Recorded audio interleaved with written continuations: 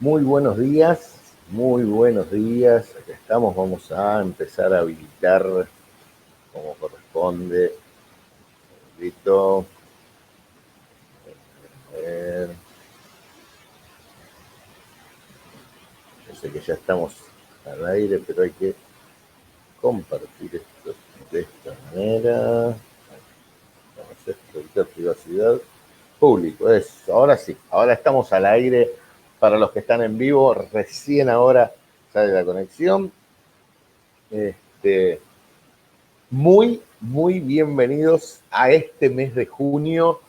Arrancamos el sexto mes del año 2020, un año con tantas características especiales, con tantas diferencias, ¿sí? Pero lo estamos pasando, lo estamos llevando, ¿eh? Estamos llevando. Hoy vamos a tener una transmisión muy especial, nos va a visitar. Yo lo considero uno de los pensadores más profundos del movimiento pro vida. Así lo considero yo, una persona que ha tenido la posibilidad de leer muchísimos libros, realmente escribir libros, y una persona que tiene una profundidad en el pensamiento, ya lo van a ver, y al mismo tiempo una simpleza. Entonces eso lo hace un comunicador claro, que se entiende lo que dice. Así que me parece que vamos a tener una transmisión muy interesante. Muy buenos días, Luciana, muy buenos días, María de Los Ángeles Gordillo, muy buenos días, Elizabeth Carmona Marín, muy buenos días, Denise, muy buenos días, Fernando, muy buenos días a todos los que se están conectando minuto tras minuto. Venimos de un fin de semana en el que seguramente muchos han tenido diversas actividades, nosotros tuvimos las nuestras, siempre en esta nueva modalidad virtual. El sábado, perdón, ya ni sé lo que digo, el sábado se realizó en Argentina la Marcha por la Vida Virtual con muchos conectados. Me interesó una nota que sacó Clarín, muy interesante, donde destacó la cantidad de conectados y donde dijo, esta gente hay que contarla y no estar todo el tiempo contando los enfermos por la peste. La verdad que me sorprendió, no sé si quiso ser irónico Clarín o realmente lo dijo de verdad. Posiblemente la nota la haya escrito alguien con un perfil hacia el pensamiento pro vida, pero bueno, enhorabuena que alguna vez algún medio no esté dándonos con un caño y esté destacando elementos. Buenos días, David, buenos días a todos. Bueno, no quiero perder más tiempo, yo no sé, miren, les quiero contar algo. En Canadá, que es de donde nuestro invitado de hoy va a transmitir, en este momento son las 6:33 de la mañana y eso es de destacar porque la verdad que levantarse a esa hora es de personas que realmente son extremadamente responsables y desde ya estoy agradecido por el esfuerzo. No sé cuánto tiempo vamos a tener, yo lo voy a querer aprovechar al máximo y ya lo estoy presentando. Pero muchas gracias por estar con nosotros, Pablo Muñoz Iturrieta. ¿Cómo estás, Pablo? Buen día. Hola Alberto, buen día. La verdad que es una alegría enorme conectarme nuevamente. Tuvimos el otros días el ciclo de conferencias con el resto de los amigos, con Elizabeth, con Elías, con Ezequiel, pero ahora bueno, un mano a mano con Alberto Sabazzini, alguien realmente que admiro también, aguerrido, que no tiene problemas en decir las cosas y yo creo que eso es lo que hace falta ciertamente en nuestra patria para salir adelante. Así que para mí es un honor, un gusto y vale la pena levantarse temprano, como dice el que amanece, como es el dicho, Dios lo ayuda. El que madruga, Dios lo Que ayuda. madruga, Dios lo ayuda. Sí, sí, Ahí sí, sí. está. Bueno, qué bueno, Pablo, de verdad, muchas gracias en serio por poder estar en esta humilde pero controversial transmisión que estamos realizando. Hemos tenido algunos de los referentes de Argentina y bueno, si bien vos sos argentino, tu tarea es mucho más internacional, entonces como que queremos, viste, ir dando pasos en el crecimiento y bueno, la verdad es que nos honra tu presencia. Contanos un poco, lo primero que me gustaría que nos cuentes un poquito, si bien muchos de los que nos están escuchando y de los que después van a escuchar en diferido conocen, pero para aquellos que no, vos escribiste un libro, creo que es tu último libro, que es muy interesante, que es Atrapado en el cuerpo equivocado. Contanos un poquitito cómo nace la idea de escribir ese libro y un poquito contanos, por supuesto, qué temas aborda ese libro. Principalmente, al menos en mi caso personal, mucha gente me dice cómo escribís un libro, cómo aprender a escribir un libro y demás. En mi caso personal, todos mis libros, yo en este momento ya he publicado 3 libros, 2 en inglés, uno sobre toda la teoría del conocimiento, la percepción, que está muy relacionado, lo voy a explicar con este libro Atrapado en el cuerpo equivocado. El otro libro, el segundo que escribí, es un libro sobre la libertad religiosa, especialmente la libertad de los padres en el derecho internacional a educar a sus hijos según los valores que ellos consideran importantísimos, porque obviamente estamos viviendo hoy en día, Alberto, como bien lo sabes, en Argentina, pero también está pasando en Estados Unidos y principalmente en Canadá, un avasallamiento total de parte del Estado al momento de educar a los hijos. El Estado dice, Alberto, por ejemplo, es un tipo peligroso porque Alberto no nos va a dar a la sociedad hijos como los que el Estado en este momento quiere, con principios liberales seculares, como se dice en Canadá, y por lo tanto, Alberto es una persona peligrosa porque Alberto es cristiano, en tu caso sos pastor, y por lo tanto el Estado dice tus hijos van a salir con la cabeza lavada, que es la manera fácil ellos de decir, claro, no van a pensar y nos van a contradecir y se nos acaba el plan aquí. Y entonces a mí me pareció muy importante estudiar ese tema y que está muy relacionado con el tema de la ideología de género. Los 3 libros en realidad son todos parte del mismo proyecto, lo que pasa que eso me llevó a especializarme más en estos temas particulares y surge como una respuesta a un interrogante mío, porque ante lo que está pasando a nivel mundial, la cuestión ya a nivel geopolítico, la cuestión a nivel de imposición de distintas organizaciones y organismos como son las Naciones Unidas, hay una nueva visión antropológica del hombre. Eso vendría a ser el planteo fundamental. Nos quieren imponer una nueva forma de ser humanos, una nueva forma de vivir, con obviamente, una nueva ética, una nueva moral, una nueva serie de valores posmodernos, lo cual me lleva a profundizar mucho también en esa corriente filosófica, el posmodernismo, una característica muy particular. Después podemos hablar de eso también. Y entonces el libro Atrapado en el cuerpo equivocado surge ante yo haberme dado cuenta, después de haber estudiado profundamente muchos temas relacionados a la ciencia, la psicología, la psiquiatría, que se les estaba haciendo un uso político a muchas personas que padecían de ciertos trastornos de carácter psicológico. Y entonces eso me lleva a mí a plantearme en mi libro Atrapado, justamente yo llevo más o menos a esa altura unos 10, 12 años estudiando en profundidad el tema y sale el libro de Agustín Laje y Nicolás Márquez, el libro negro de la nueva izquierda, donde ellos plantean el origen más bien ideológico, la cuestión feminista, como lo hace Agustín en la primera parte, y la cuestión homosexualista, la ideología homosexualista, en la segunda parte de Nicolás Márquez. Entonces, cuando yo leo ese libro, me parece sensacional desde lo que hacen ellos, y yo me planteo, bueno, a este libro hay que complementarlo, porque este libro está buenísimo, pero ahora hay que complementar y destruir, una vez que ellos revelan ese monstruo de la ideología de género, hay que destruir a ese monstruo con argumentos filosóficos y científicos. Y eso entonces es lo que yo me planteo en este libro Atrapado en el cuerpo equivocado. Entonces, Alberto, surge como una búsqueda yo de entender qué es en profundidad la ideología de género y por qué está mal. Y el hecho de por qué está mal a mí me llevó a estudiar entonces toda la cantidad de ciencias que se relacionan a esta cuestión de la sexualidad humana, cuestiones de genética, cuestiones de endocrinología, las cuestiones de psicología y psiquiatría, que son también de las más importantes. Sí. Me metí en el campo en el campo incluso de la neurología, me metí en el campo de la neurobiología, un campo que me atrapó totalmente y que me ha agarrado y no me está soltando. ¿Por qué? Es adictivo. Totalmente adictivo. ¿Y por qué lo digo? Porque hay muchos presupuestos en el campo filosófico, muchos presupuestos acerca del ser humano en el campo psiquiátrico, en el campo en el campo de la psicología, pero la neurobiología lo que viene a dar es una confirmación muchas veces de ese actuar. Y es interesantísimo cuando uno comienza a estudiar el desarrollo del cerebro, cómo el cerebro se desarrolla en el feto de la madre, cómo ese cerebro y esas estructuras neurobiológicas van avanzando y progresando.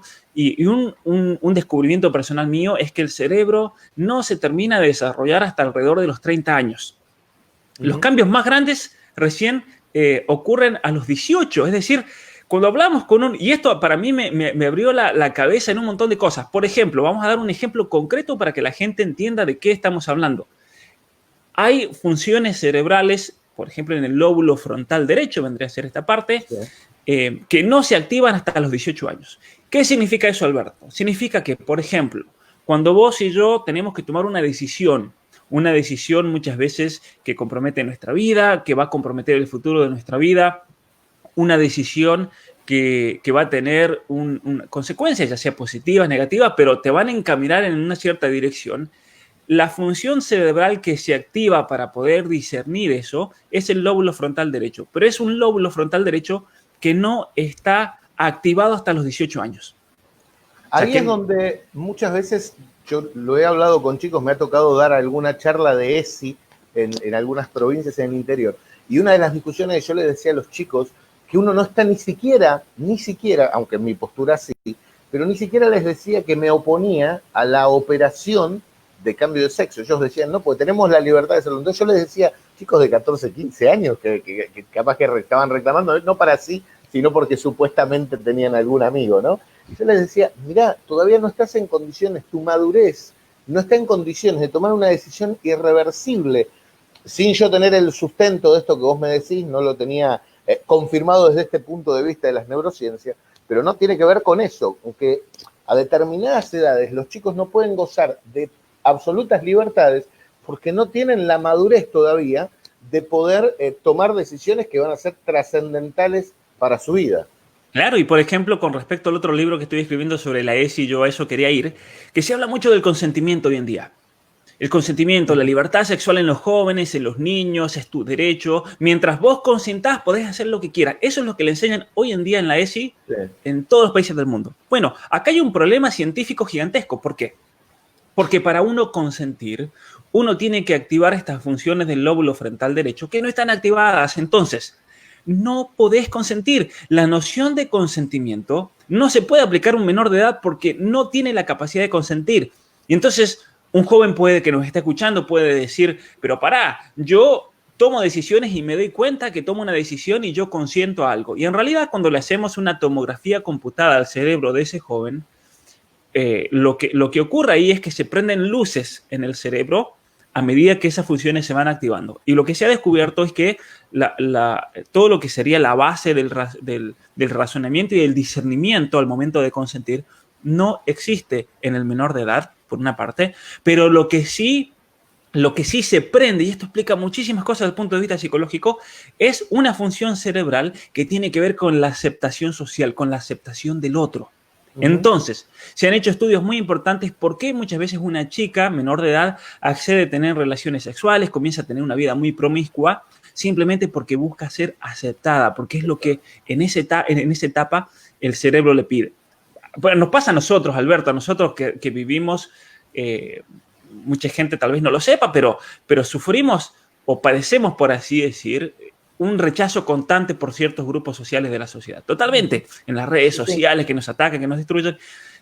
Y yo estoy seguro que tanto a vos como a mí, como a Agustín Laje, nos pasan por acá arriba y ni nos importa. A mí ni me interesa que me hagan una campaña. A veces, por ejemplo, los del lobby LGBT se enfocan en Agustín Laje por una semana y lo revientan. Son cientos de ellos. Después se enfocan en mí y pasan 2 o 3 días de tormenta.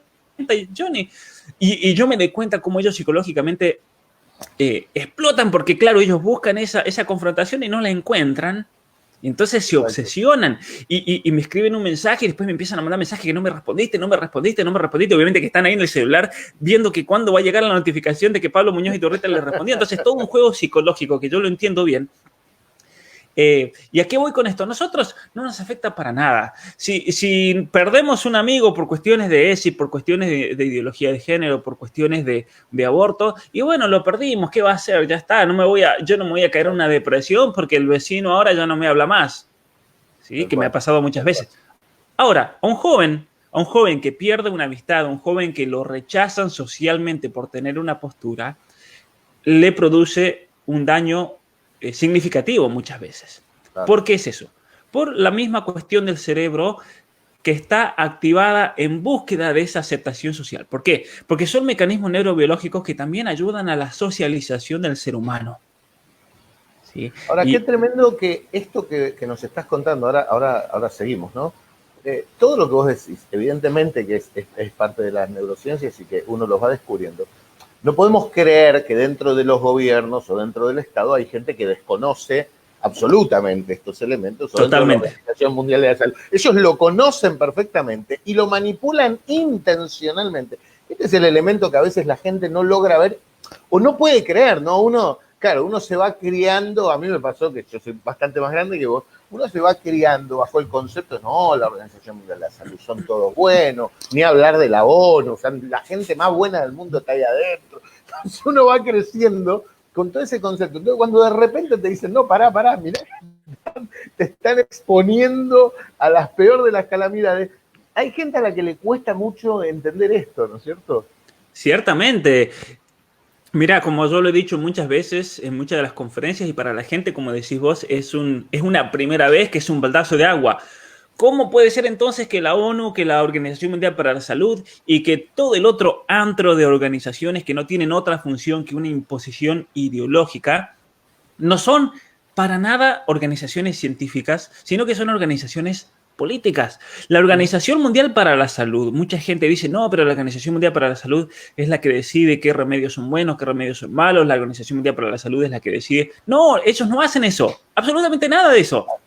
La Organización Mundial para la Salud, como un mecanismo de salud mundial, en el mejor de los casos, alienta campañas, por ejemplo, para la vacunación en África, en Sudamérica, y la Organización Mundial para la Salud es la que dice, bueno, Argentina tiene que poner en el calendario la vacuna contra el HPV, por ejemplo.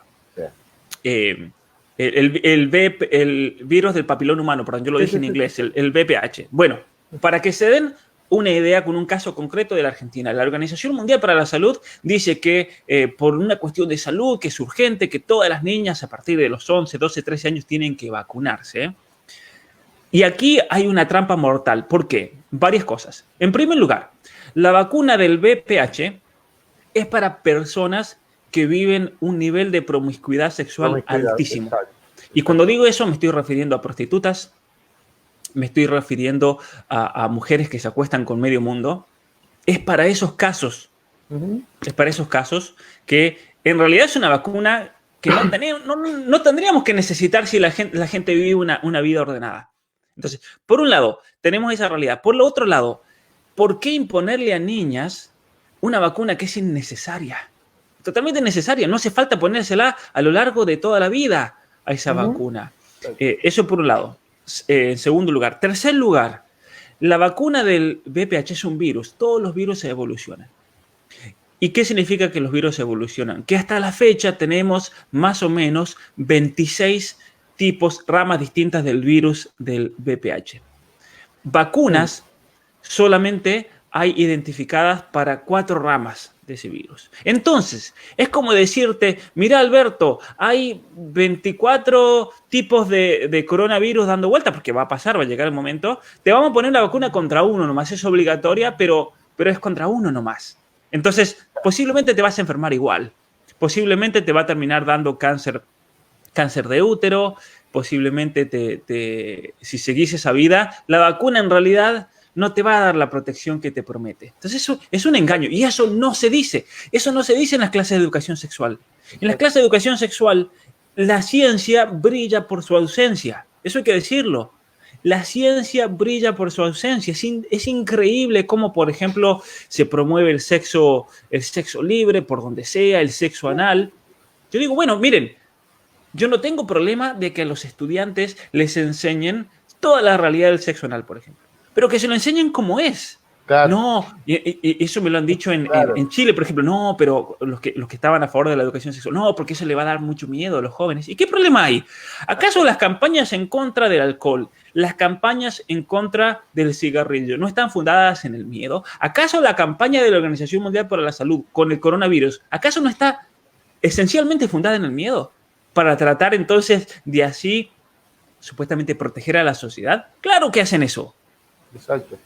Y no hay ningún problema que se use el miedo en tanto y en cuanto el miedo esté fundamentado. Si yo te digo, mira, si establecer relaciones anales, estas son las consecuencias. Hacer una buena explicación científica, que eso cualquier joven lo puede entender, porque eso en Argentina yo he dado conferencias a jóvenes y les explico toda la cuestión fisiológica del ano, la cuestión de células, por qué si tener relaciones anales vas posiblemente a infectarte con una cantidad de bacterias y enfermedades, ya sea de enfermedades de transmisión sexual o enfermedades de otro tipo, por la misma fisiología de las células de nuestro cuerpo. ¿Por qué? Porque en las células mucosas es increíble cómo funciona la naturaleza. Uno cuando va al baño, muchas veces podés, por el aire, por el ambiente y demás, por los aerosoles que hay en el aire, porque la persona que vino antes tiró la cadena, y eso mucha gente no lo piensa, y eso claro. Sí es un estudio microscópico, vas a ver una nube de microbios y de virus que mucha gente va a escuchar esto y se va a asustar y no va a querer ir más al baño, porque es así, vas a tener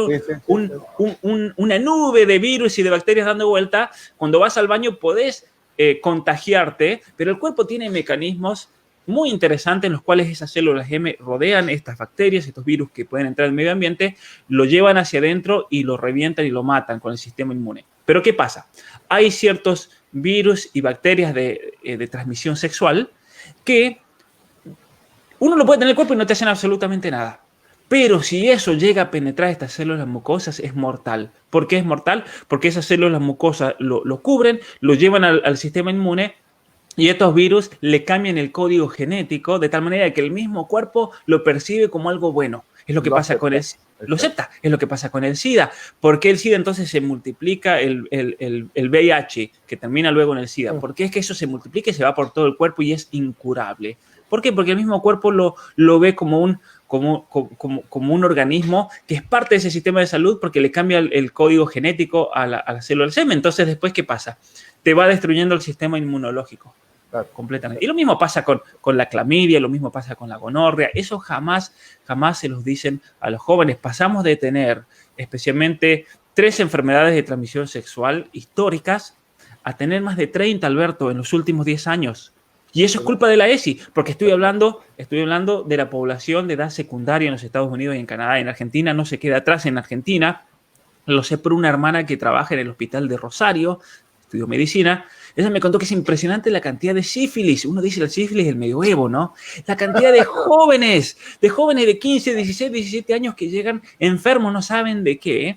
Y mi hermana me dice, y es obvio que tienen sífilis, es tremendo realmente. Y muchas veces mi hermana ha tratado bebés con sífilis porque la mamá se agarró sífilis, tuvo un bebé y ni siquiera se da cuenta, ni siquiera supo, nunca se hizo tratar, claro. Le transmite la sífilis por medio del amamantamiento, le transmite el VIH, todo por esta cultura de la liberación sexual y de la sexualidad como un derecho humano. Qué tremendo que los medios que ellos utilizan queriendo prevenir son los que producen.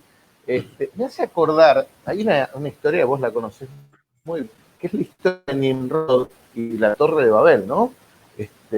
Nimrod construye la Torre de Babel con la intención de no expandirse, de quedarse en un solo lugar. Y esa torre que se construye con la intención de no expandirse, produce que se expandan, produce claro. Que se tenga que esparcer por todo el mundo. Y esto no parece que un efecto similar, digo, cómo lo que hace el hombre genera muchas veces el efecto contrario. En este caso el hombre dice, no, vamos a enseñar educación sexual para que no haya promiscuidad y para que no haya enfermedades, y lo que hacen es producir enfermedades y producir promiscuidad.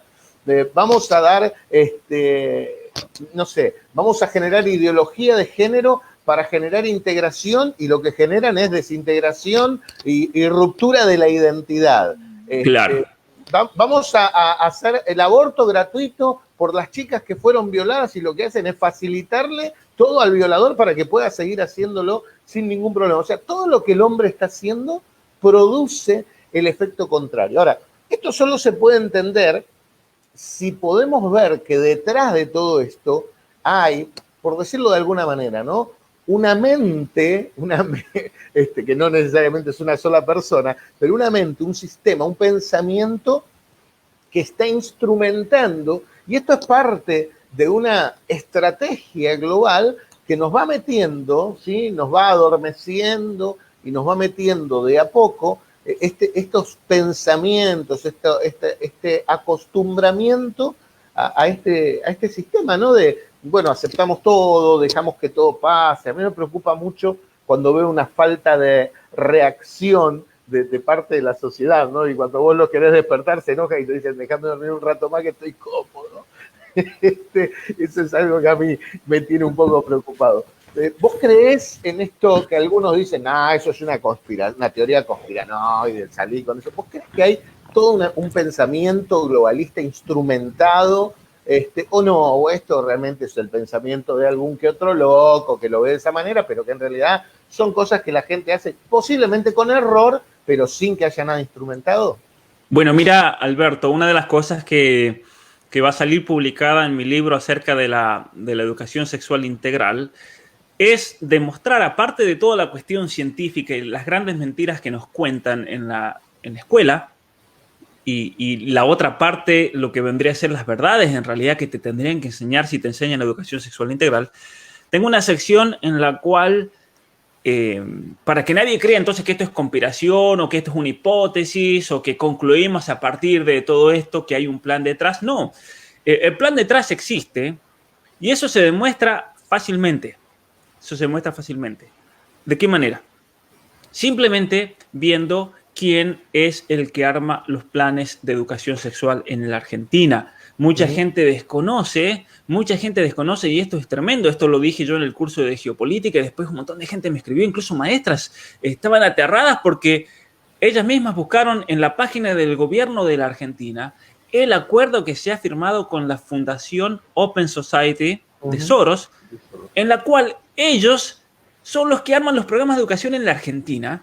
Eso es una cuestión. La segunda es la injerencia que tiene Planned Parenthood. La compañía abortista más grande del mundo es la que arma, en la cuestión de planificación de cursos de educación sexual, Alberto, funciona un mecanismo en el cual hay una asociación central, una matriz que produce todos estos programas. Esta matriz después los traduce a otros idiomas y son ellos los que los venden a Estados Unidos. Esto sale de Estados Unidos, después lo venden a Canadá, se lo venden a los países nórdicos, se lo venden a la Argentina. Y entonces ahí hay que entender el rol, el rol mediador de la Organización Mundial para la Salud. La Organización Mundial para la Salud dice, los planes que reconocemos de educación sexual integral son los de tal asociación, que es Planned Parenthood.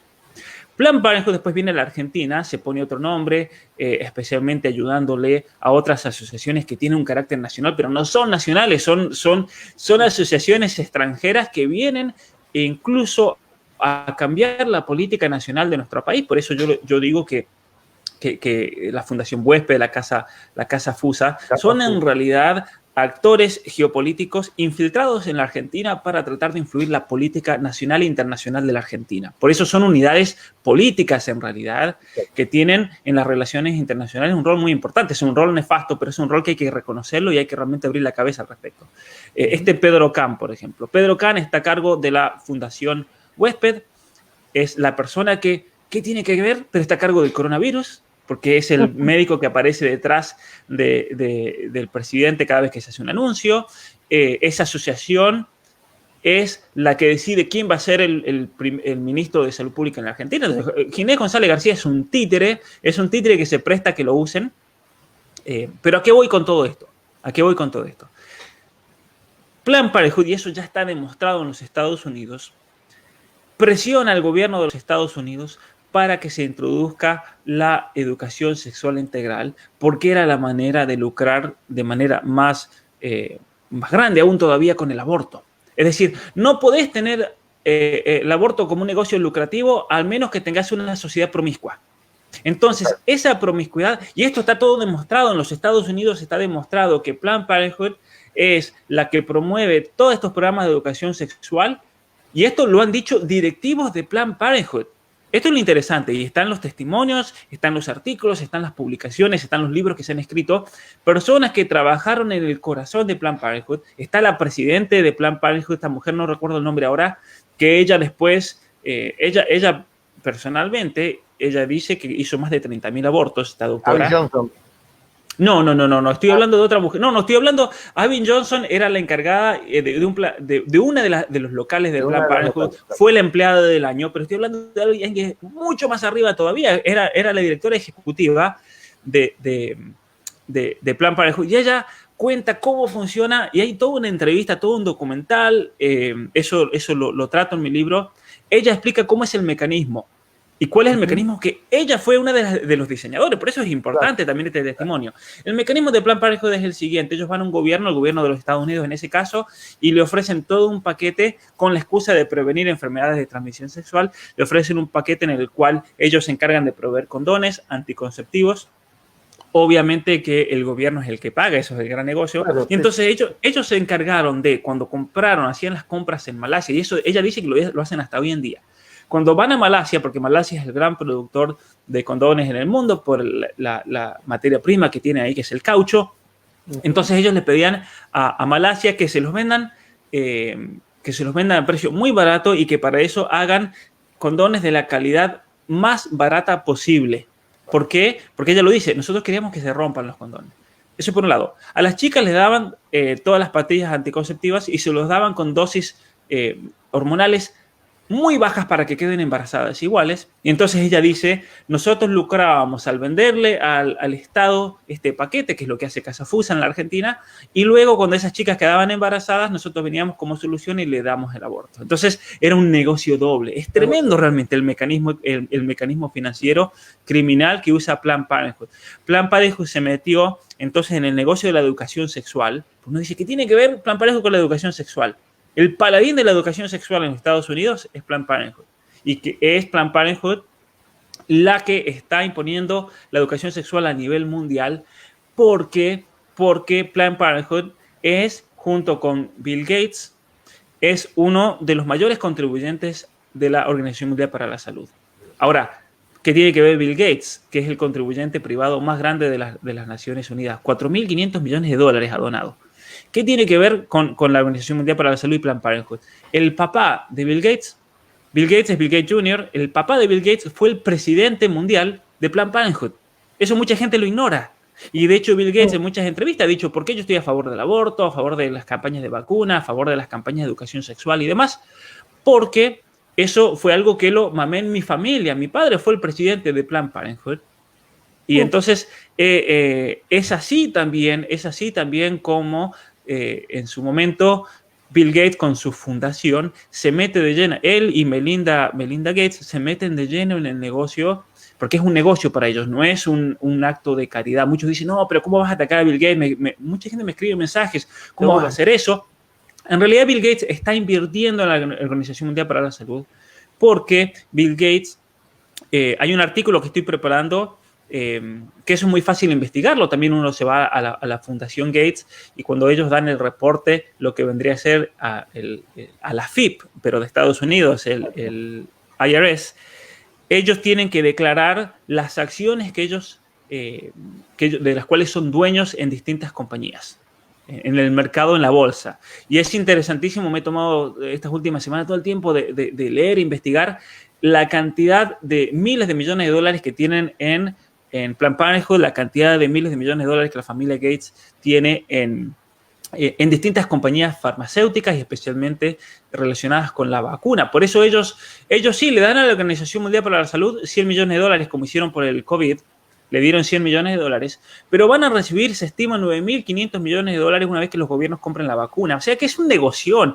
Ellos, haber dado 100 millones de dólares es el negocio del siglo, el que están haciendo con esto del coronavirus.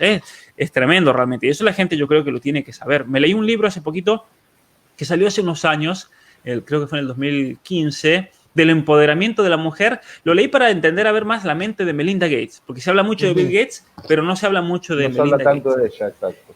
Y es tremendo lo de Melinda Gates, Alberto, y te lo digo como pastor que sos y demás, porque ella, el trabajo de ella es nefasto. Ella simplemente lo que busca hacer es tratar de justificar todo el trabajo de la fundación y las decisiones de su esposo, pero desde una óptica cristiana. Es increíble, y este libro es toda una muestra de cómo en realidad el trabajo que están haciendo ellos es un trabajo de Dios. Y se presentan como cristianos. Bueno, Bill Gates supuestamente es cristiano, ella se dice católica, pero en ese libro está a favor del aborto, está a favor de la anticoncepción, está a favor de, dice, cómo, este es el argumento mentiroso. Estos niños van a nacer y van a sufrir mucho, entonces es un acto de caridad. Exacto. Es un acto de caridad el prevenir que estos niños nazcan para sufrir. Y mucha gente que no sabe pensar, escucha eso y dice, claro, tienen razón y caen en la trampa, pero aquí hay un argumento falaz. ¿Por qué? Porque ¿qué te dice que ese niño va a ser un miserable? ¿Por qué? ¿Por qué un niño, incluso en Argentina, por qué un niño que nace en una villa, un niño que nace en un lugar muy pobre, un niño que nace en Chaco, un niño que nace en Formosa, un niño que nace en una provincia, en un lugar, en una situación de pobreza? ¿Qué nos dice que ese niño después no va a ser el futuro presidente de la Argentina?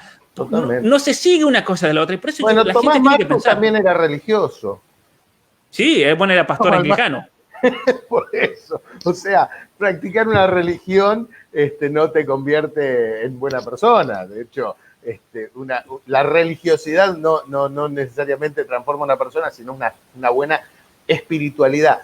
Y hablando un poco del tema coronavirus y asociándolo con esto de la espiritualidad o de la religiosidad, vos sabés que acá en Argentina hay un debate bastante interesante, y no entrando en el ámbito de la crítica hacia nadie. Yo soy de las personas que escucha a todos y me gusta ver qué es lo que ve el otro para poder entender, ¿no?, la mirada del otro lado, porque digo, cuando yo escucho al otro que piensa diferente de yo, lo que hace en realidad es ampliar mi punto de vista, darme un punto de vista mucho más amplio.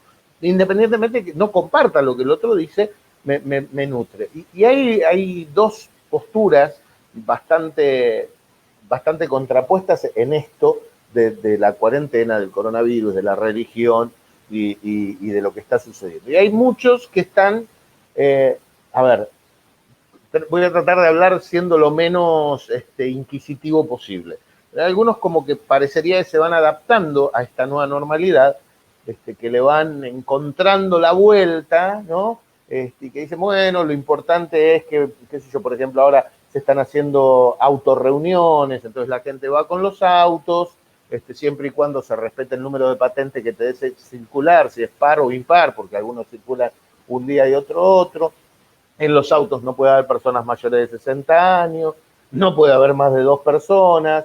Bueno, una serie de condicionamientos, y se están haciendo reuniones de esa manera. Otros, bueno, están bien porque dentro de sus iglesias está funcionando un merendero. Y muchos de ellos, no todos, pero muchos de ellos se enojan o tienen una actitud muy, muy firme, contrario a lo que algunos, como yo, honestamente, pretendemos, que es hacer reclamos al gobierno para que vaya estableciendo un plan de liberación para las iglesias. No estamos diciendo hoy necesitamos, ni estamos diciendo hoy vamos a abrir las iglesias de prepo porque somos rebeldes, sino necesitamos establecer, por ejemplo, el salón donde nosotros funcionamos como iglesia es un salón alquilado. Entonces yo vengo pagando un alquiler altísimo todos los meses para mantenerlos cerrados. Y a mí me dice el gobierno, en un mes vas a abrir, yo sé si lo mantengo. Si me dicen 6 meses vas a abrir, yo voy a saber si lo mantengo. Es por una cuestión de orden en principio, y después por una cuestión espiritual. La gente necesita lo espiritual, y lo espiritual no es te llamo por WhatsApp o nos conectamos por Zoom. Por supuesto que hacemos eso, y porque es el recurso que hoy tenemos, pero las personas necesitan el abrazo, necesitan el contacto físico. Es parte de nuestra tarea, especialmente la tarea pastoral, ¿no es cierto? ¿Vos crees que es una irresponsabilidad pedirlo, exigirlo? ¿Crees que estaría bueno tener creatividad para poder adaptarnos a esta nueva normalidad? Realmente, si pensás diferente que yo, no hay problema en que me lo digas, pero digo, ¿cuál es tu pensamiento con respecto a esto? ¿Está buena la creatividad de adaptarse a la nueva normalidad o hay que mantener una postura un poco firme. ¿Qué pensás? Yo creo que en la actualidad estamos viviendo una violación sin precedentes de nuestros derechos humanos, especialmente lo que se llama el derecho a la libertad religiosa. Como yo te decía al principio, uno de mis libros trata específicamente sobre eso. Acá dice el significado de la libertad religiosa en la esfera pública. Es un libro que me ha abierto muchísimas puertas gracias a este libro que me invitaron a hacer postdoctorado en la Universidad de Cambridge, en la Universidad de Princeton en los Estados Unidos también, ante todo este debate, porque acá hay un problema, yendo un poquito anteriormente a lo que está ocurriendo ahora con el coronavirus, hay un problema en los últimos años en los cuales se ha erigido una esfera pública, por así decir. Por esfera pública entendemos el ambiente universitario, entendemos la política, el Congreso, diputados, todo lo que hace referencia a la vida pública y las decisiones que se toman en una sociedad y ese debate que va a llevar a unas decisiones. Se ha establecido de modo unilateral que ese debate debe ser totalmente secular. Totalmente secular. Y eso lo hablaba mucho bien con Agustín Laje anoche. Se ha establecido que ese debate debe ser secular y cuando viene alguien a contradecir ese debate y a ponerle un freno, por más que venga en nombre de la ciencia, inmediatamente se le pone la carátula de religioso. No, esos son argumentos religiosos, aquí no funciona. Bueno, eso es una mentira por un lado. Pero por otro, ¿qué problema hay si alguien viene con argumentos religiosos, con argumentos fundamentados en un credo, con argumentos relacionados a un modo de vida particularmente cristiano, que tenemos que recordar nuevamente, lo que organiza y funda nuestra civilización occidental actual es toda esta tradición greco-romana, judeo-cristiana. Y no como cuatro ramas distintas, sino que 4 ramas que se van compenetrando y eso va perfeccionando hasta que llegamos a lo que se llama el orden cristiano de la actualidad. Todo el orden social, político, jurídico, médico, universitario, se lo debemos al cristianismo. Eso no hay duda. Nadie que tenga 2 dedos de cabeza y que tenga un poco de conocimiento lo va a negar. Entonces, el cristianismo ha tenido un rol fundamental en nuestra sociedad. Innegable. Y no solamente eso, sino que hay muchos pensadores que dicen que en medida, mirá lo interesante, y esto es una de las cosas que yo desarrollo en mi libro, a medida que el cristianismo se ha desplazado de la esfera pública, va también a caer la vida política de una nación, porque la vida política de una nación está muy relacionada con lo que se llama la lealtad y el juramento. La noción del juramento, que es la noción esencial y la que nos une en una sociedad, está muy relacionada con la vida religiosa de una nación. Entonces, a medida que decaiga la vida religiosa de una nación, naturalmente decae la vida política de esa nación. Y eso es lo que estamos viendo en la actualidad. ¿Qué pasa? Se ha creado todo entonces una esfera supuestamente secular en la cual no puede haber ninguna mención de Dios, no puede haber ni siquiera mención de los valores. Por eso es el tema de mi libro. Los padres tienen un derecho a enseñar los valores a sus hijos, pero el Estado que dice, no, los valores los decidimos nosotros. De hecho, el presidente Trudeau, el primer ministro de Canadá, él habló de una serie de valores seculares liberales que es el gobierno el que los tiene que determinar y por lo tanto a los padres no les queda otra que aceptarlo. ¿Por qué? ¿De dónde sale todo el argumento, por ejemplo, de quitarle los hijos a los padres aquí en Canadá, la ley 89? Porque los padres tienen que estar de acuerdo con esos valores porque esos son los valores que van a ser un buen ciudadano según como lo vemos nosotros, este Estado secular y liberal. Ahora bien, todo este debate está teniendo lugar a nivel mundial. La separación de iglesia y Estado, salió lo del pañuelo en la Argentina, eso simplemente es una réplica del debate que está teniendo lugar aquí en América del Norte y en Europa también.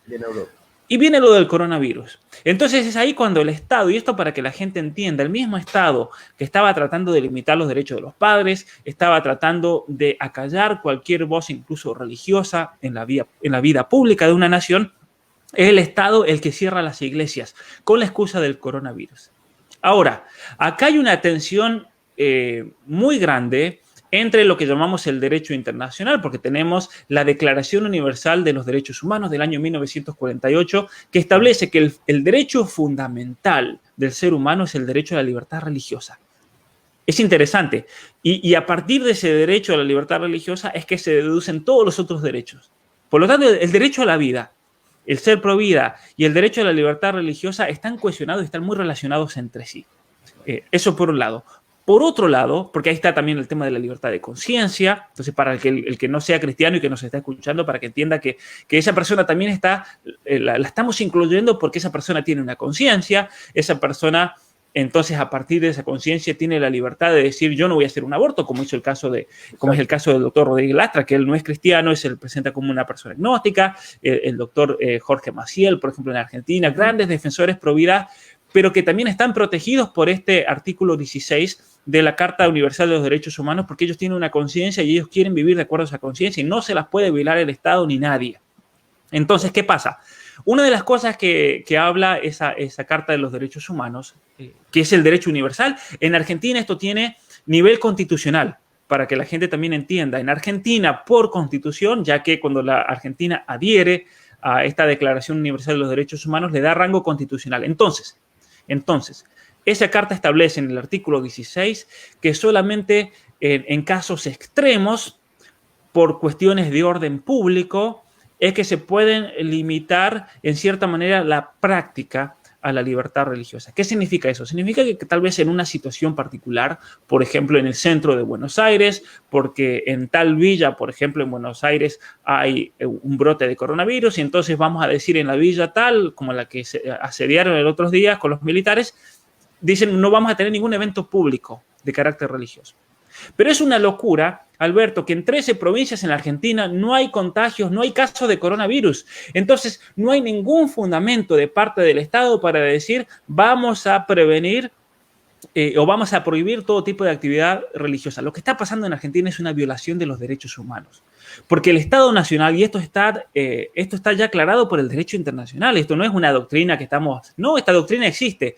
Para que el Estado pueda decirle al pastor Sabazzini que tiene que cerrar su iglesia, tiene que tener una situación extrema. Y esa situación extrema no existe en ningún lado en Argentina hoy por hoy. Por más casos de coronavirus que haya y demás, eso no existe. No existe, especialmente teniendo en cuenta que en Argentina hay 13 provincias que no tienen casos de coronavirus, hay provincias que no tienen ni siquiera muertes. Es una locura. Aparte de la hipocresía, Alberto Fernández fue a Formosa, Alberto Fernández fue a Misiones y lo viste en las fotos, las selfies que él mismo sacó y publicó, abrazado con toda la gente. O sea que son unos mentirosos hipócritas y que en definitiva están haciendo una jugada también, una jugada en contra de las iglesias. Ahora, lo que a mí me sorprende, yo esta tarde voy a tener una conversación también muy interesante con uno de los expertos más importantes a nivel mundial y que él es argentino, Marcelo Gullo. Él es experto en geopolítica y relaciones internacionales. Voy a tener una conversación. Él plantea... ¿Lo vas a transmitir por tu Instagram? Sí, lo vamos a transmitir, yo creo que por YouTube Live. Ah, ok.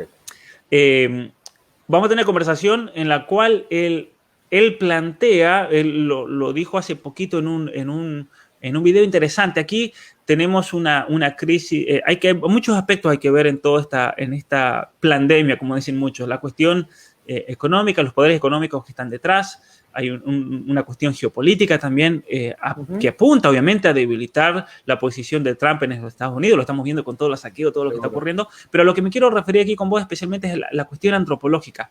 El ataque más grande que hay en la historia de la civilización a la libertad religiosa, porque se ha prohibido en todos los lugares del mundo cualquier tipo de actividad religiosa. Y lo peor de todo, dice él, es que no han salido voces individuales como la tuya, como la de tantos otros, pero no ha salido un cuerpo, por así decir, jerárquico a decir nosotros no estamos de acuerdo. No hemos escuchado a Sierra, a mí que me perdonen mis amigos de Sierra. No, pero al contrario, Sierra está respaldando esto. Nos envió una carta a los pastores, perdónenme, los de Sierra se enojan, pero nos envió una carta a los pastores advirtiéndonos acerca de las consecuencias penales si desobedecemos al gobierno. Esa fue la carta que recibimos diciéndonos que no existe ninguna actividad espiritual o religiosa que sea más importante que la vida, con lo cual se denostó a todos los pobres misioneros que murieron intentando llevar el evangelio o haciendo la Biblia en otros lenguajes, o pastores que han muerto por ir a orar por un enfermo y se han contagiado. Mirá, nos vamos a meter en una cuestión teológica de lleno y aquí me van a odiar muchos tal vez, porque simplemente no conocen, por un lado, el derecho internacional y no conocen la doctrina teológica del cristianismo, de todo nuestro occidente cristiano en sus distintas variantes. ¿Por qué en el derecho internacional el derecho a la libertad religiosa es un derecho incluso supremo y superior al derecho a la vida. Miren qué interesante, porque, ¿cómo van a decir que el derecho a la vida no es el derecho supremo? No, ¿por qué? Porque ante Dios, en nuestra relación por Dios, uno tiene que estar dispuesto a dar la vida. Y sepan esto los cristianos que están escuchando, cuando se elaboró ese documento, las iglesias querían dejar en claro, y eso los mismos que elaboraron este documento se dieron cuenta de que, claro, para el cristiano, también para el musulmán, para el judío, esto vale para todos también, el verdadero hombre de Dios está dispuesto a dar su vida antes que violar sus principios. ¿Y por qué hubieron personas seculares? Habían personas con agnósticas, seculares, ateas, que fueron parte también de la elaboración de este documento, y ellos estuvieron de acuerdo. ¿Sabes por qué? Y esto es interesante ver las actas mientras iban discutiendo entre ellos, que eso tuve que tomarme el tiempo de leer absolutamente todo esto en la elaboración de mi tesis doctoral en filosofía política. Ellos decían, claro, porque yo tal vez no soy cristiano, no soy musulmán, no soy judío, pero yo tengo ciertos principios y el Estado no me los puede violar. Entonces, si yo tengo que justificar el derecho a la libertad de conciencia, yo tengo que justificar que estoy dispuesto a dar mi vida antes que violar esos principios. Porque, en definitiva, ¿qué es lo que te hace un hombre de bien, Alberto? ¿Qué es lo que te hace ser una persona completa, una persona con carácter? El vivir de acuerdo a los principios, más allá de cuáles sean esos principios. Eso es esencial en la vida. Exacto. Si un joven a mí me dice, Pablo, yo estoy perdido, me pasa mucho que me llegan mensajes, no sé a qué rumbo dirigirme, lo primero que hay que hacer es ser fiel a tus principios, cualquiera sean ellos, pero sé fiel, no caduques, no actúes contra lo que uno percibe como bueno, porque es ahí cuando uno se va autodestruyendo, incluso desde el punto de vista psicológico y psiquiátrico. Seguro. Entonces, mira, mencionaste lo de Asiera. También podemos meter aquí la Conferencia Episcopal Argentina, que se ha vendido totalmente, lo digo pero sin miedo, eso lo he dicho en muchos videos. Lamentablemente también han tirado la toalla, no solamente con respecto a la libertad religiosa, ya la tiraron con respecto al derecho a la vida. Eso lo sé por gente que ha estado, que son seguidores míos, que han estado en las reuniones plenarias. Para que sepa, cuando se hacen las reuniones plenarias de la Conferencia Episcopal Argentina, muchas veces invitan a veedores, a expertos, a teólogos, a distintas personalidades de la Argentina. Bueno, muchos de ellos son mis seguidores, y ellos mismos, incluso obispos de Argentina que me han invitado a comer cuando he ido a dar una conferencia, me han contado, y ellos no están de acuerdo para nada en esto. Seguro. La Conferencia Episcopal Argentina, anuncio oficial, lo digo ahora para que los que escuchen todos, ha tirado la toalla con respecto a la vida, porque para ellos es una batalla perdida. Entonces, ¿qué han dicho? Nos vamos a dedicar a los pobres, la justicia social, de que los pobres, bueno, tengan comida, su plan social y demás. O sea, una cuestión meramente social. Han tirado la toalla con respecto a la vida porque lo ven como una batalla perdida. Ahora, yo entiendo que ellos consideren, por ejemplo, el hecho de que en Argentina se va a imponer el aborto por derecha, por izquierda, por donde sea. Eso es verdad. Yo estoy de acuerdo, eso va a ocurrir así porque esta decisión ya se tomó arriba y Argentina no tiene soberanía nacional, Argentina no tiene poder de tomar las propias decisiones para su propio país. Se las toma Plan Parenthood, se las toma la Organización Mundial para la Salud, se las toma Bill Gates, se las toma Soros, eso es una realidad. Ahora, que eso sea una batalla perdida no quiere decir que Alberto, que yo, que Agustín Laje, que Chinda, que todo el mundo de gente, ustedes más que yo, que están ahí trabajando y luchando, cada uno en su pueblo, en su ciudad, en su situación, en su familia, están luchando por la vida. Tenemos que hacerlo y es una obligación moral. Es un acto patriótico. Y entonces, que un obispo, por ejemplo, hicieron la marcha y la misa en Luján, hace unos meses. Y para mí, personalmente, eso fue un acto para decir, bueno, vamos a dejar contentos a los pro vida, pero después no pasa nada. Y en el sermón de este obispo, ese sermón nefasto, ¿de qué habló? Habló de la ESI, la importancia de la ESI. O sea, el mismo obispo nos está proponiendo este proyecto global de valores posmodernos, es decir, o es un ignorante o es un inútil que no sabe realmente lo que está detrás de esto, y por eso a mí me gustaría hacerle llegar mi libro cuando salga de la ESI, o simplemente está trabajando para el enemigo. Hablando con unos amigos, ellos me decían, no, está trabajando para el enemigo, pero bueno, dejemos eso de lado. Utilizan el viejo refrán, si no puedes vencerlos, ellos se han dado por vencidos, úneteles. Entonces, es la disidencia. Es la disidencia controlada, como saben que los grupos providas, y esto también para todos los providas que nos están escuchando, hay que estar muy atentos y hay que discernir. Que venga una persona y se diga provida no es la carta de entrada para decir vamos a aceptarle todo lo que diga. Hay que discernir porque tenemos gente infiltrada. Como saben que el movimiento provida no lo van a frenar, como saben que a Alberto, que a mí, que a todos ustedes que están escuchando seguramente no los van a convencer con respecto al aborto. Han tomado una decisión, está muy bien fundamentada en la ciencia, está muy bien fundamentada en una visión antropológica y teológica del ser humano. No vamos a aceptar el aborto pase lo que pase. Y entonces lo que van a hacer es, a Pablo Muñoz Iturrieta, como no lo podemos frenar, porque el tipo vino el año pasado y visitó 80 ciudades, el caso de Agustín Laje, lo que hace vos, lo que hace Elías, lo que hace tantos, Ezequiel, lo que hace Elizabeth, mira, la lista sería gigantesca, sí, realmente admirable de gente que está trabajando desde su lugar. Yo los admiro realmente a todos, son imparables. Entonces van a decir, lo que vamos a hacer es tratar de controlarlos de tal manera que lleguen hasta cierto punto y ya está. Entonces vamos a hacer una marcha. Miren, hasta esto van a hacer, porque esto pasó en México. En México han organizado marchas, el enemigo, para dejar contentos a los pro vida. Se hizo la marcha y ya está. Pero después la batalla real, por ejemplo, está en la legislatura, está en diputados. Eso me consta que en México, en México funciona por estados, no funciona a nivel nacional, sino que ellos tienen sus provincias, lo equivalente a las provincias. Claro. Y ahí es donde se hacen las batallas. Me contan por mis amigos pro vida, de allá que hay grupos que vienen pro vida y dicen, no, miren, ustedes hagan la marcha, ustedes hagan eso para dejar contenta a la gente. Nosotros nos dedicamos a diputados, nosotros nos dedicamos a los senadores y después ellos no hacen absolutamente nada. Es decir, son infiltrados, por más que tengan el nombre de la santa tradición cristiana, lo que sea el nombre que sea, son infiltrados que trabajan para la masonería, son infiltrados que trabajan para organismos extranjeros. Lo mismo pasa en Argentina. Entonces hay que abrir la cabeza. Cuando viene una organización y te dice, no, el gobierno nacional, la obediencia civil, lo que sea, posiblemente dentro de esa organización, y me refiero a la Iglesia Católica, a Sierra y al grupo que sea, hay gente que trabaja para el enemigo y están infiltrados totalmente.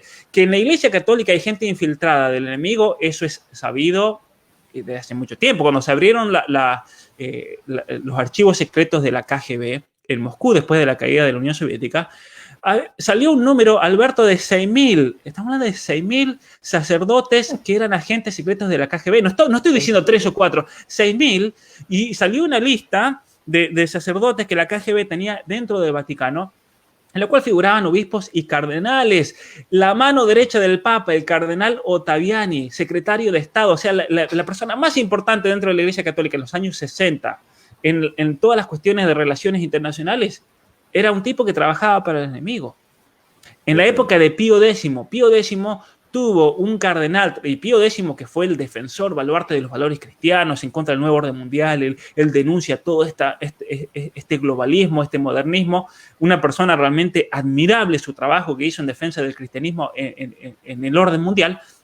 Tenía un cardenal que cuando muere le encuentran en su escritorio todas las insignias masónicas de todas las ceremonias que él asistía. Era un alto rango de la masonería, un grado 33 de la masonería italiana. O sea, tenía un infiltrado total, ¿no? Bueno, acá ha sucedido, a ver, yo lo que voy a decir ahora esto me va a costar un problema, pero acá tuvimos un presidente del Consejo de Pastores de la Ciudad de Buenos Aires años atrás que era masón grado 33, eso lo sé de fuente directa, porque la nuera, la que era nuera de él, me lo reveló. O sea, posiblemente muchos ni lo sepan, pero tuvimos un presidente del Consejo de Pastores de la Ciudad de Buenos Aires que era masón grado 33. Y así seguramente hay dentro de otras estructuras también evangélicas muchas personas que practican la masonería y que están dentro de la masonería en grados avanzados. Y bueno, nada, a mí me preocupa no que haya un masón, que todos los demás no nos demos cuenta. O sea, que el resto no podamos discernir, che, algo raro tiene este tipo cuando dice lo que dice, ¿no es cierto? Me parece que ese es uno de los grandes, yo siempre digo, los enemigos van a existir siempre, ¿sí? El enemigo, pero el problema es cuando vos no te das cuenta que está tu enemigo ahí, cuando vos no podés discernir que esa persona que está ahí, que sus principios, que sus argumentos, que su posicionamiento, que su razonamiento, que su línea filosófica de vida está diferente a la tuya. Hay algo que no está bien, hay un ladrillo que se corrió de la columna, ¿viste? Eso me preocupa muchísimo. Pablo, es un gusto escucharte hablar, la verdad que hay tanto conocimiento de tantos temas que tenés, que realmente es extraordinario. Vamos a ir viendo los últimos minutos.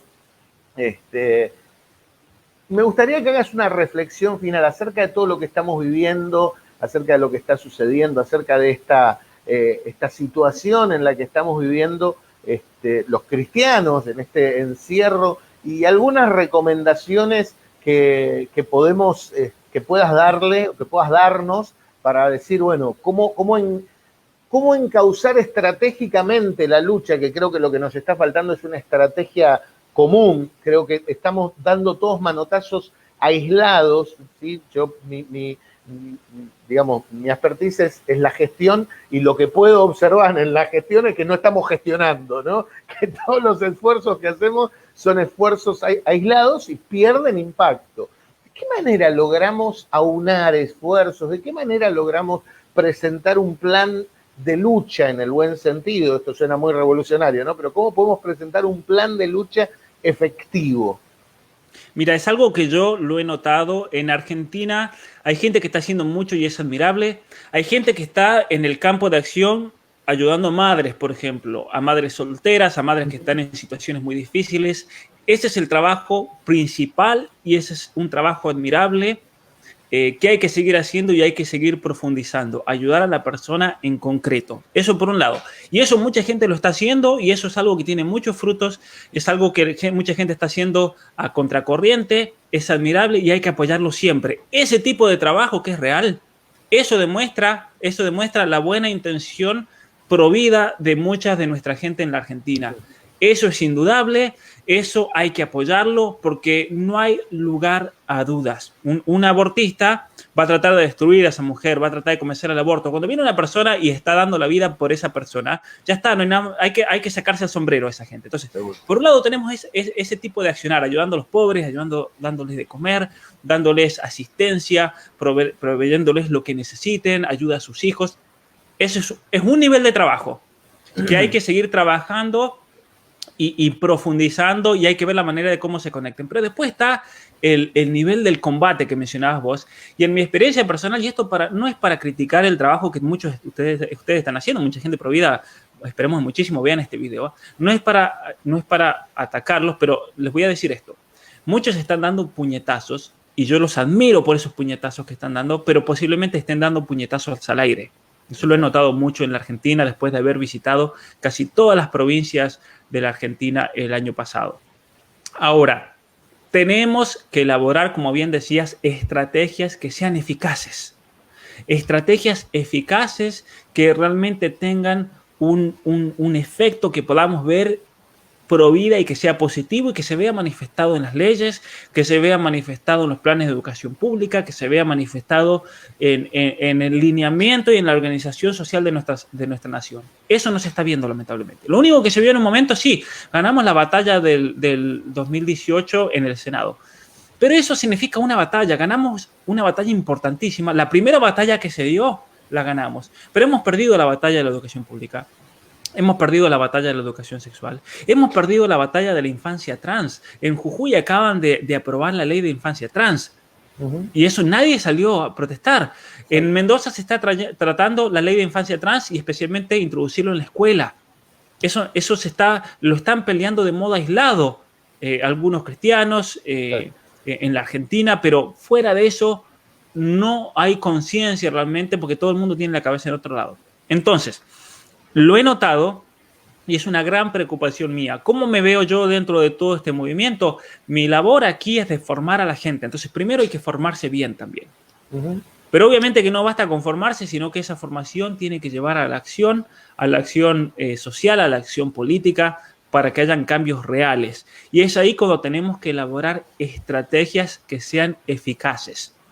Estrategias eficaces. En relación a eso, y hablándolo especialmente con grupos mexicanos, mostrándoles cómo en México tienen estrategias más eficientes. En México han logrado en muchos estados, en Veracruz, en San Luis Potosí, en Chihuahua, no recuerdo los nombres de otros estados, los grupos pro vida han logrado, a pesar de esa infiltración interna, a pesar de esos grupos que vienen supuestamente a tomar parte de esta labor, pero después se descubre que no, que son todos infiltrados, masones, lo que sea, grupos pro vida han tenido golpes muy eficaces en México, pero porque se han metido y se han embarrado y se han metido dentro de la política, se han metido, han tomado. Mirá, te voy a dar un ejemplo concreto. En uno de las legislaturas en México, en Veracruz, tomaron el Senado, se metieron dentro y comenzaron a hacer un escrache contra lo que estaban decidiendo algunos legisladores, y eso hizo cambiar la opinión pública. Y estos grupos pro vida no tuvieron problema en ir a meterse,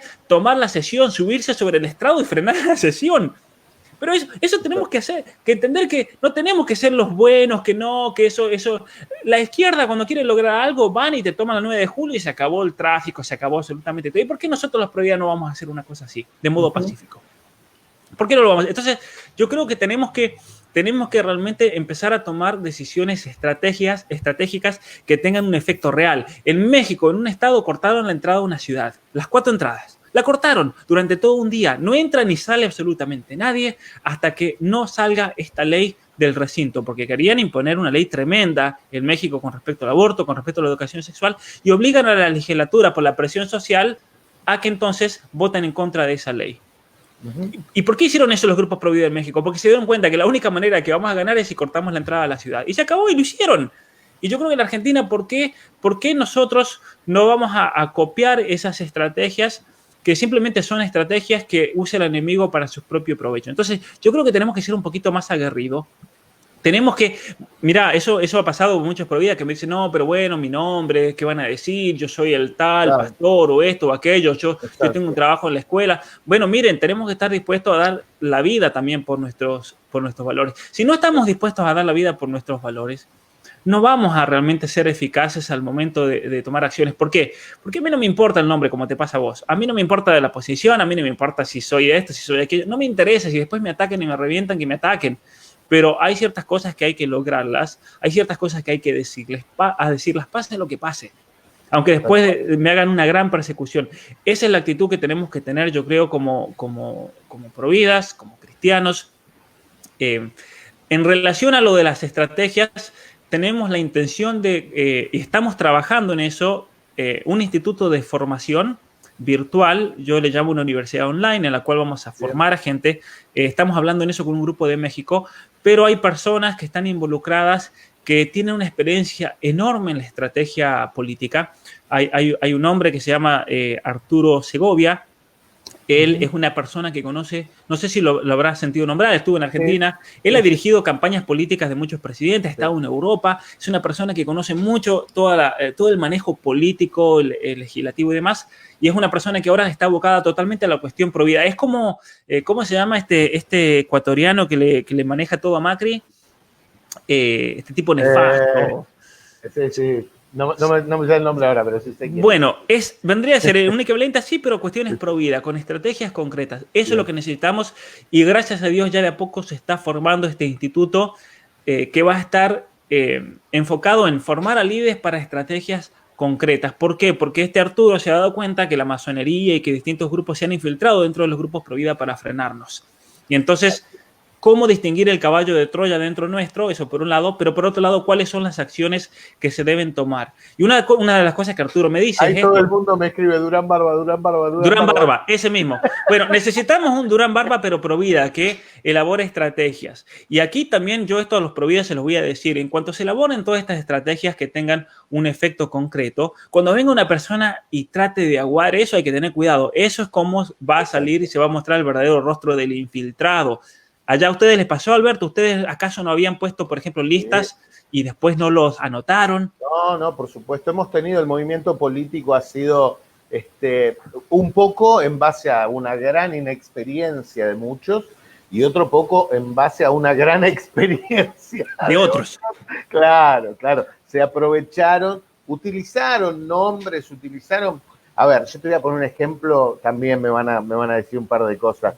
En la ciudad de Buenos Aires. Un partido de la ciudad de Buenos Aires, no hablo en el orden nacional, porque en el orden nacional actuó de manera diferente, pero en la ciudad de Buenos Aires un partido armó toda una lista pro vida extraordinaria, no llegó a pasar las PASO, pero después el presidente acá en Ciudad de Buenos Aires terminó acomodándose con el con la reta turno, claro. Sí. No, fue una traición. Es el mismo doctor Cecín, me lo comentó, me lo dijo Rodríguez Lastra. Nos usaron totalmente, mirá lo que eran esta gente.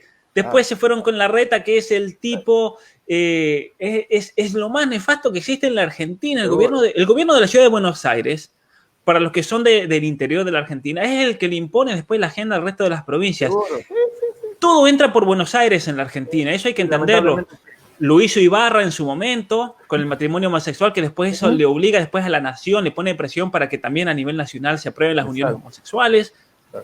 Sí, es tremendo realmente. Buenos Aires es un campo de batalla que tenemos que tomarlo, porque en definitiva en Buenos Aires se decide el futuro de la nación, lamentablemente. No existe la República Federal Argentina, no existe el federalismo argentino. Es una mentira, es un ideal hoy por hoy, pero nunca se ha dado, lamentablemente. Ay, Pablo, ¿cuánto hay para seguir? Podríamos seguir por horas, pero bueno, nos tenemos que ir, no quiero robarte mucho más tiempo. Para ir, quiero cerrar, quiero mencionar un texto de la Biblia que bien conocemos y que dice, el reino de los cielos sufre violencia y solo los violentos lo arrebatan. Y no estoy haciendo una apología de la violencia física, no es un llamado a la destrucción de propiedad privada, a la vandalización de edificios. Ahora vamos a ir a vandalizar los edificios de los homosexuales o del gobierno, no es eso, no vamos a pagar con la misma moneda, pero sí tener una firmeza, como venías diciendo, una firmeza a la hora de defender nuestros valores, ¿no? De pararnos, saber pararnos firmes en la defensa de nuestros valores y no tener miedo de defender aquello que creemos. En algunas charlas que he tenido que dar he explicado, ¿no? Porque incluso entre los cristianos pro vida siempre nos dicen, especialmente a los que, como yo, practicamos de manera muy fuerte una práctica espiritual, entonces nos dicen, no, pero no utilices argumentos religiosos para defender la vida.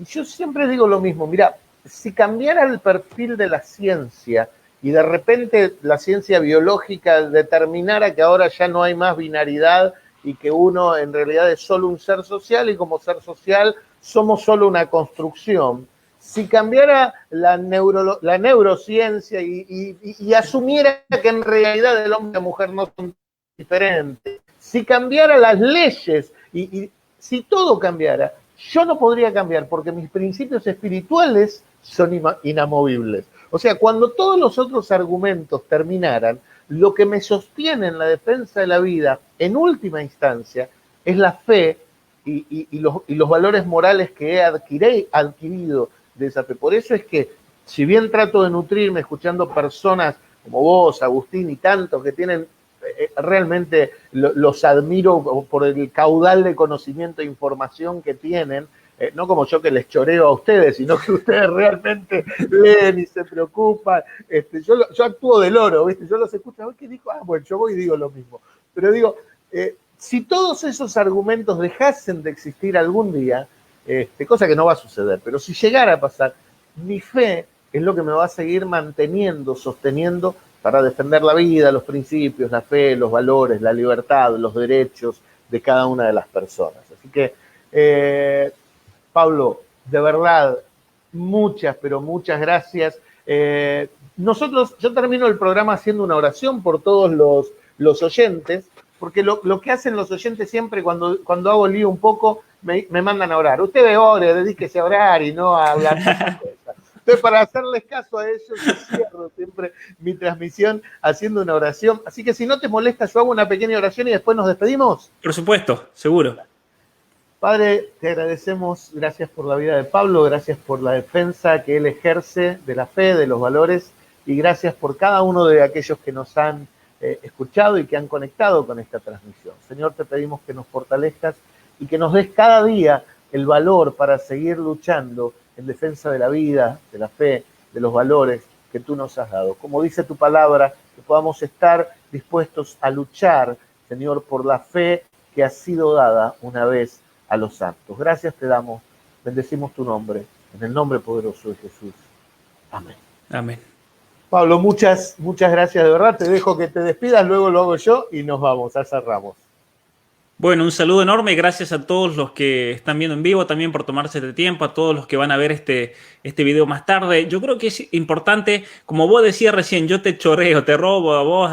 Mira, con todo gusto, esta información, así lo hacía nuestro Señor. Muchos dicen, bueno, Jesucristo, para los que no hayan estudiado en profundidad tal vez el Evangelio, el Nuevo Testamento, ¿cómo hacía nuestro Señor en una época en la cual no había ni redes sociales, ni parlantes, ni nada de eso? Lo que hacía era, cada 10, 15 metros, él ponía un discípulo, un apóstol, y es así como él podía hablar hacia una multitud que iban repitiendo lo que decía el Señor. Entonces, uno lo escuchaba a Jesucristo, después el otro lo escuchaba a este, y así se iba transmitiendo, y eso es lo que ha posibilitado que, por ejemplo, Mateo, Marcos, hayan podido memorizar grandes pasajes del Evangelio, las parábolas, el Sermón de la Montaña, porque lo repetían. Yo creo que tenemos que hacer lo mismo, y con todo gusto. Yo este libro, yo lo escribí para que ustedes se formen y ustedes después repitan. Exacto. Y lo usen, y que lo usen en sus clases. Yo sé que muchas maestras en Argentina lo usan para las clases de educación sexual integral, entonces para mí eso es un honor realmente, una alegría gigante. Ustedes compartan este video, mándenselo a todos los de Sierra, mándenselo a toda la Conferencia Episcopal Argentina, no tengo ningún problema, miren, no me va a cambiar absolutamente nada. Compartan esto para abrir mentes, para abrir cabezas, porque también es importante saber estos telones de fondo que en definitiva nos están muchas veces presionando y nos están yendo o haciendo ir hacia una dirección que tal vez no es la correcta. Eso hay que saberlo, hay que decirlo, no hay que tener temor, aunque a pesar de eso después nos persigan, nos critican, lo que sea, no importa eso. O sea, si persiguieron a Jesucristo, no podemos pedir ser mejores y que no nos persigan, ¿no? Así que gracias a todos por mirar, un gusto enorme, les deseo una muy buena semana, una semana bendecida por Dios, en la cual, bueno, que Dios se vaya haciendo presente también en su plan en nuestras vidas y por medio de nuestro actuar, porque eso es lo único que yo pido, que al menos mi vida sea una manifestación de lo que Dios quiere para mí, porque si no hago eso, entonces se acabó todo, ¿no? Muchas gracias Pablo, muchas gracias a todos, nos volvemos a conectar mañana 9:30 horas con una nueva emisión de Café con Fe. Les agradecemos a todos por haberse conectado. Muchas gracias, Pablo. De verdad, un lujo haberte tenido con nosotros. Chau para todos. Chau, Alberto. Chau a todos.